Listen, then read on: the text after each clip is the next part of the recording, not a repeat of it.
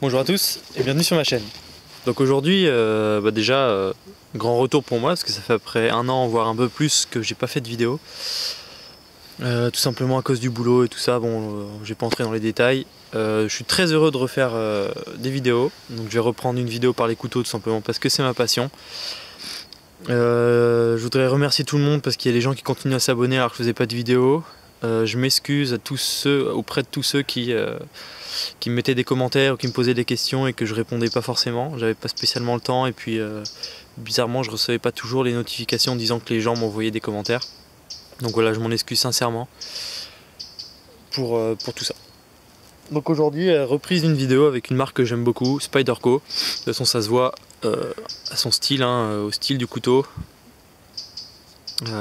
au Spider Hole, qui est de toute façon le point caractéristique de la marque. Et donc aujourd'hui je vais vous présenter le Matriarch 2 Wave. Donc qu'est-ce que c'est Wave? Donc le système Wave, c'est le petit crochet qui est sur le dessus, qui est quelque chose de, enfin une marque ou quelque chose de déposé, si il veut bien, de chez Emerson. Donc c'est Emerson qui a déposé le brevet de ce système. Donc pour ceux qui ne connaîtraient pas ce système, en fait c'est un système qui permet, quand le couteau est en poche, de tout simplement le sortir et en même temps il vient s'accrocher à la poche et il vient s'ouvrir en même temps qu'on sort le couteau. Donc niveau rapidité d'ouverture, il n'y a pas plus rapide, même un couteau automatique c'est pas aussi rapide. Voilà. Donc le Matriarch 2, je sais pas s'il y a un 1, ça je vous avoue que je ne saurais pas vous le dire. La caractéristique de cette lame, c'est qu'elle est courbée vers l'intérieur, donc on pourrait penser à un carambit, mais bon, c'est pas vraiment, enfin je vois pas ça comme un carambit, mais voilà. Donc lame entièrement avec des serrations. Donc les caractéristiques de ce couteau, donc la longueur fermée de ce couteau, elle est de 12,6 cm, donc c'est quand même un gros couteau, hein, quand on voit, voilà, il y a quand même beaucoup qui dépasse. Moi c'est les tailles que j'adore, c'est la taille de couteau qui me plaît. Pour le comparer, on va le comparer à un couteau que beaucoup de monde connaît, qui est un grand classique pour tout ce qui est outdoor ou quoi que ce soit. Le Rat, modèle 1. Donc au niveau de sa taille fermée, hop, vous voyez qu'on est quasiment sur la même taille, donc c'est vraiment une taille de couteau d'outdoor, hein. 12,6 cm. Longueur ouverte, on est sur... alors attendez... On est quasiment sur 22 cm, on est sur 21,7. Donc pareil en main, quand on regarde, il y a un bon dépassement à l'arrière. Ici là, grâce au Wave, on va dire qu'on vient bien placer le pouce, c'est vraiment très agréable. On est vraiment bien placé. La longueur de l'acier, on est sur 9,1 cm et 8,3 de tranchant, donc à partir du ricasso quasiment. Donc serration sur toute la lame, en acier Spyderco, en acier VG10, donc c'est un bon acier inoxydable. J'ai eu quasiment aucun problème de rouille ou de petites piqûres, sauf sur le dessus, donc juste à l'endroit là, hein, pas ici, juste là. Là on peut le voir, mais je suis pas sûr qu'on le verra à la vidéo. Bon, tant pis. Mais en gros, voilà, j'ai eu des petites piqûres ici, et, bon, rien de méchant, hein, mais voilà. Donc comme j'ai dit sur les écritures, on va voir ici Spyderco VG10. Ici le logo Spyderco. Voilà, le logo Spyderco VG10. De l'autre côté, Emerson, donc le brevet déposé du système Wave. Et Sekicity Japan, donc fabriqué au Japon, donc comme beaucoup de couteaux de chez Spyderco.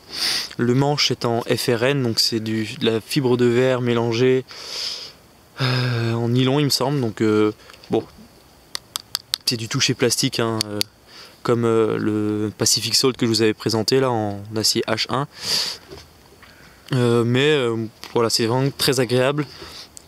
On va dire que c'est quasiment du 3D, donc à partir du logo du centre, on va avoir toute cette partie qui va accrocher quand on va tirer, et toute cette autre partie en fait qui sera pareil, qui va accrocher si on tire. Donc quand on est là, voilà, ça accroche de ce côté là.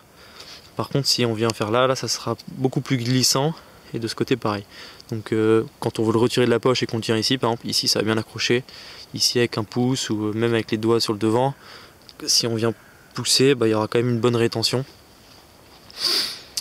Le clip ceinture, comme vous voyez, il a beaucoup servi. Donc comme sur tous les Spyderco, enfin sur les deux Spyderco que j'ai, celui-là et le Pacific Salt, les clips ceinture c'est les mêmes, hein, je veux dire le revêtement part. Il y a un petit jeu latéral, c'est pas méchant, faudrait juste que je resserre les vis et encore je pense que ça bougerait encore quand même. Et donc voilà la gueule qu'il a fermée, donc on voit légèrement ici les serrations, rien de gênant, c'est pas gênant. Position du clip, 4 positions, gauche, droite des deux côtés, donc ça fait 4 positions différentes. Une ouverture qui est quand même assez fluide. Je l'ai changé, enfin je l'ai complètement démonté récemment et je l'ai nettoyé parce qu'il y avait énormément de sable dedans. De toute façon, comme on voit, je l'ai pas nettoyé pour la vidéo parce que tout simplement c'est un couteau que j'utilise souvent. S'il veut bien full focus, voilà, donc on a énormément de sable à l'intérieur, tout ça, donc je nettoie au maximum l'intérieur, je repasse à l'eau sur l'intérieur. D'ailleurs vous voyez c'est vidé sur l'intérieur des deux côtés, et on a un couteau qui fait donc 100 grammes, donc qui fait 99 grammes, donc c'est quand même un couteau très léger pour sa longueur, et ça c'est grâce au manche en FRN qui est très léger.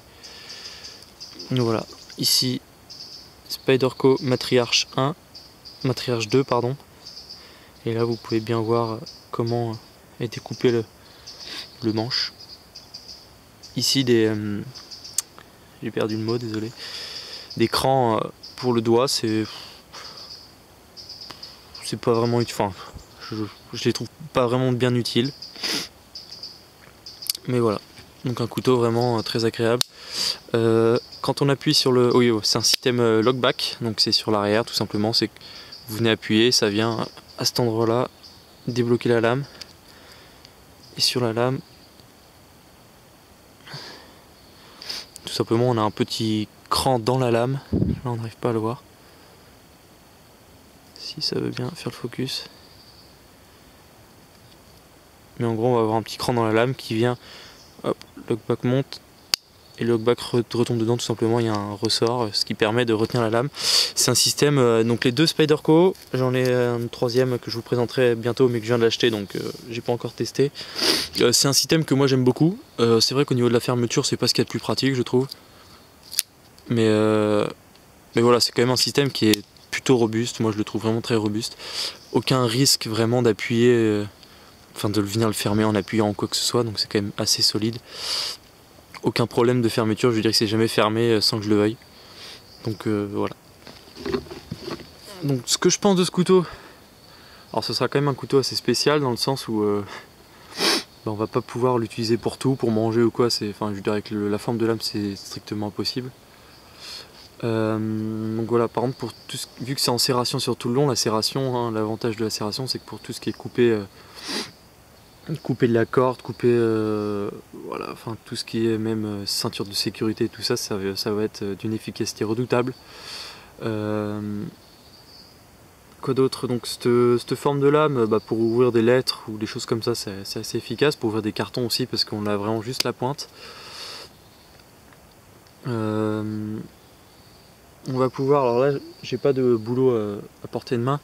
Imaginons que ici ce soit du boulot, si vous voulez récupérer l'écorce, plutôt qu'être comme souvent beaucoup de couteaux, être comme ça et voilà, et forcer pour couper la partie que vous désirez. Là où vous allez pouvoir rester droit grâce à cette lame courbée, vous allez juste pouvoir poser la pointe, appuyer et tirer, et vous allez pouvoir découper la partie que vous désiriez avoir. Donc ça c'est plutôt pas mal, donc vous aurez peut-être une position plus naturelle, plus de couteau de cuisine par exemple quand vous le découpez grâce à ça.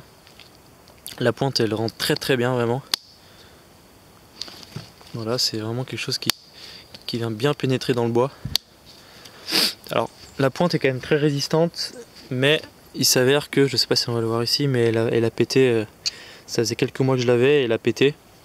C'est pas gênant parce qu'à force d'utilisation ça a quasiment refait une pointe. Et vous voyez, c'est plus totalement pointu au bout. Là, on va plus pouvoir rentrer dans la peau. Comme on peut le voir ici, les serrations sont quand même bien usées sur l'avant. Sur l'arrière, pas spécialement. Inconvénient d'une lame en serration, c'est tout simplement l'affûtage. On va pas pouvoir affûter ce couteau comme n'importe quel autre couteau. Il va falloir des outils spéciaux que moi je n'ai pas, donc je l'ai jamais réaffûté et il coupe encore sincèrement très très bien, il attaque bien dans le bois. D'ailleurs pour scier, voilà, j'ai que du bois mort, mais c'est vrai que pour scier du bois de petite taille par exemple, c'est vraiment très très efficace. Voilà, et c'est fait quand même un boulot assez propre. Donc on peut s'en servir de scie. Par exemple, si vous êtes en train de vous en servir et que vous devez scier un petit bout de bois, vous n'êtes pas spécialement obligé de sortir la scie. Et donc voilà. Ce couteau là, il coûte en ce moment sur Couterie Étranger, il est à 107 €. Un petit peu plus, 107 € et quelques centimes. Moi je l'avais acheté, c'était à 109 €. Donc voilà, il baisse tout doucement. Sachant que je l'ai acheté il y a quasiment 2 ans. Il existe aussi en version lame noire. Et il existe sans le wave, donc sans le système wave, donc il y a juste le spider roll et la lame classique. Donc beaucoup, c'est vrai, n'aimeraient sûrement pas ce couteau parce qu'il a un style bien particulier. Moi souvent quand je le montre, les gens ils me disent ouais, il est moche, il est agressif, mais moi j'aime beaucoup. Et voilà, c'est vrai que c'est un vrai plaisir de le sortir en poche. J'ai eu un petit problème quand je l'ai eu, je l'avais mis, moi souvent mes couteaux je les mets à la ceinture et non pas dans la poche, tout simplement parce que quand on va en ville c'est plus discret. Et oui, ça c'est bien un couteau que je peux utiliser en EDC même si je l'ai fait qu'au début, parce que justement j'ai eu ce problème que au niveau de la ceinture, je sais pas comment c'est arrivé, mais il s'est ouvert et donc ça a troué mon pantalon. Et donc depuis je remets plus au niveau de la ceinture, je le mets que au niveau de la poche. Donc voilà, à faire attention si vous achetez un couteau au système wave, c'est que c'est quand même très très sensible à tout ce qui accroche. On peut l'ouvrir avec quasiment n'importe quoi, un bracelet paracorde, enfin voilà, vous avez vraiment beaucoup de possibilités. Donc voilà, faire attention sur ça. À part ça, aucun autre problème. Ce couteau je le noterai très bien, à part que c'est vrai que c'est une forme de lame qui n'est, on va dire, qui ne va pas être utilisée pour beaucoup de choses. Pour la vie quotidienne, couper des aliments c'est impossible. Enfin c'est impossible. Ça va être plutôt délicat à faire. Après, pour l'avantage de la lame courbée, c'est qu'on va pouvoir quand même éplucher par exemple une pomme ou éplucher quelque chose assez facilement. Mais voilà, c'est vrai que c'est un système vraiment plus pour travailler, ouvrir du carton, ou alors bien sûr art martial. Parce que voilà, on a une très bonne tenue dans toutes les positions. Comme ça, là on va même avoir la position pour le pouce. Mais voilà, on sera vraiment sur du couteau assez spécifique, on va dire. Bon voilà, j'espère que cette vidéo vous aura plu, qu'elle aura été complète. Si vous avez des questions, c'est dans les commentaires que ça se passe. Puis je vous dis à très bientôt pour de nouvelles vidéos qui vont suivre. Beaucoup de couteaux pour le début, et puis après on attaquera tout doucement sur du matériel, parce que j'ai énormément de choses à vous montrer. Et voilà. Donc je vous remercie d'avoir regardé cette vidéo, je vous dis à très bientôt, et surtout, restez vous-même. Salut!